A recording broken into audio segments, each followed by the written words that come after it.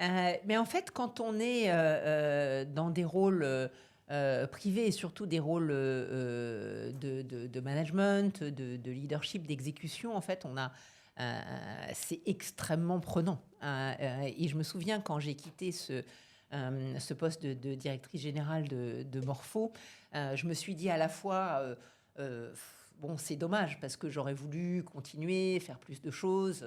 C'est parce que la société a été vendue que je suis partie.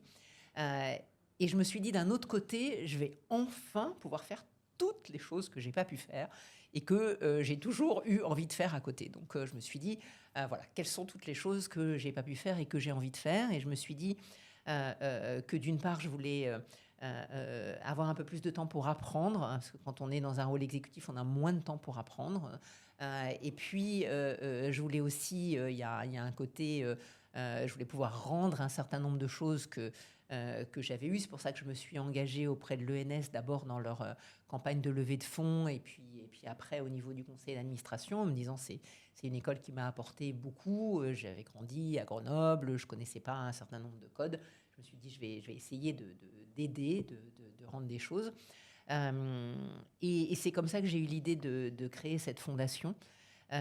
Et en fait, c'est venu après, petit à petit. J'ai aussi des postes de conseil d'administration dans le privé que je continue à avoir. Mais le côté engagement, c'est venu de cette fondation, c'est venu du fait que j'ai été invitée à participer à des réunions sur l'IA au Vatican avec des gens de la Silicon Valley, où il y a en gros 10 personnes de la Silicon Valley, 10 personnes du Vatican et 10 autres. Moi, je suis dans les autres. Et j'ai trouvé ça intéressant. Et c'est comme ça qu'on m'a après demandé si je voulais co-présider le rapport de la commission IA, puis le sommet, comme je l'ai raconté. Donc après, oui, c'est venu un peu. Et donc, on a beaucoup parlé d'audace, mais je pense qu'il y a aussi un côté, il y a aussi un côté ouverture à ce qui peut se présenter avec ces deux motivations dont j'ai parlé, qui sont d'apprendre et puis d'essayer d'être utile.